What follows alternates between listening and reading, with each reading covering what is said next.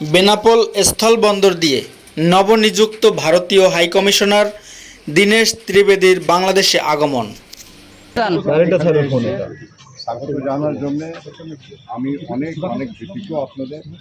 আর খুবই ভালো লাগছে যে এক ভাই অন্য ভাই বোনের চোখে আর সবাইকে অনেক অনেক শুভেচ্ছা এবং ভালোবাসা। এবারে আর বেশি এখানে আসতে কথা বলতে স্যার দুটো প্রশ্ন করব স্যার। একটা হচ্ছে ভিসার জন্য স্যার কবে টাকা আমাদের টুরিস্ট ভিসা কবে টাকা চালু হবে? 5 আগস্টের পর থেকে বন্ধ আছে, এটা কবে চালু হবে? আমি একটা কথা বলতে পারি, জি আমাদের যা পপুলেশন আছে 140 ক্যামেরাটা উঁচু করেন একটু, 20 কোটি অ্যাড করেছি, তাহলে 160। আমি যা এখানটা করতে চাই ওইটা 140 নয়, 60 অ্যাডে এখান থেকে 20 অ্যাড করে দিই, তাহলে যা হবে একসঙ্গে হবে। বুঝেছো? আলাদাভাবে আমি ভাবছি, আমার মনে হচ্ছে দেখুন তো হেঁটে চলে যাবে, মনে হচ্ছে না যে আমি বাংলাদেশে। ওইটা দেখতে হলো, তাকে বললো হ্যাঁ আপনি বাংলাদেশে বলুন, এমনি মনেই হচ্ছে না। সবসময় আমি বলি একই আকাশ, একই বাতাস, একই যন্ত্র, তাহলে আমরা মিলে মিশে ভিসার সব বললে আমার সব মাথায় আছে। একটা খালি বলে যায় সবাই খুশি হবে, ওই কাজটা হবে। স্যার আরেকটি প্রশ্ন, সম্প্রতি বিভিন্ন বর্ডার দিয়ে পুষি নিয়ে আমাদের মধ্যে একটু বন্ধুত্ব সম্পর্কের ধরার মতো অবস্থা হচ্ছে এই বিষয়টা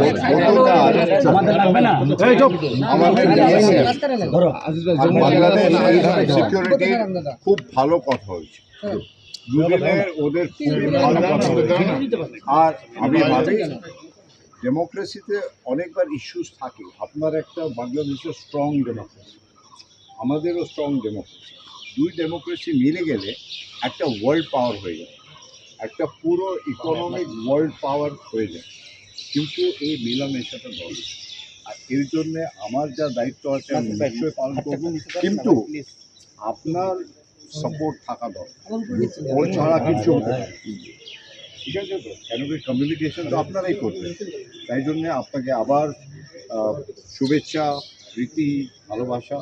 আর মেলামেশা তো হবে, এটা তো প্রথম হলো, এটা তো আরম্ভ হলো, প্রথম পদক্ষেপ। আমরা ছোট্ট রাষ্ট্র, আপনারা আমাদের পাশে বৃহৎ শক্তি, আপনারা আমাদেরকে লালন পালন করছেন। না, আমাদের দুজনে মিলে শক্তি, একটা শক্তি হলে হবে না, দুজনে মিলে যা শক্তি হবে ওইটাই আসল শক্তি।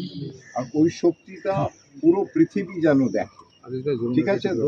কেন কি ইন্ডিয়া আর বাংলাদেশ যা আমাদের ট্যালেন্ট আছে, নেক্সট জেনারেশন যে ছেলে মেয়েদের যার টেকনোলজির যুগ আছে, আর টেকনোলজির যুগে আমরা ইন্ডিয়া বাংলাদেশ বেস্ট হচ্ছে, পুরো পৃথিবী চালাচ্ছে, ইনোভেশন যা হচ্ছে টেকনোলজি বাংলাদেশ ইন্ডিয়াই করছে। তাহলে আমরা মিলেমিশে একটা ক্রিকেট টিম যদি মিলেমিশে হয়ে যায় কি কত ভালো হবে।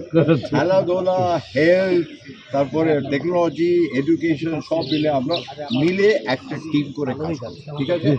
সবাইকে নমস্কার, আদাব। Thank you sir, thank you.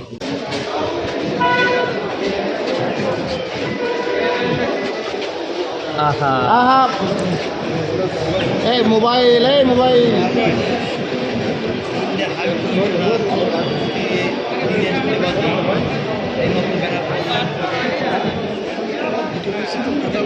চলে আসুন।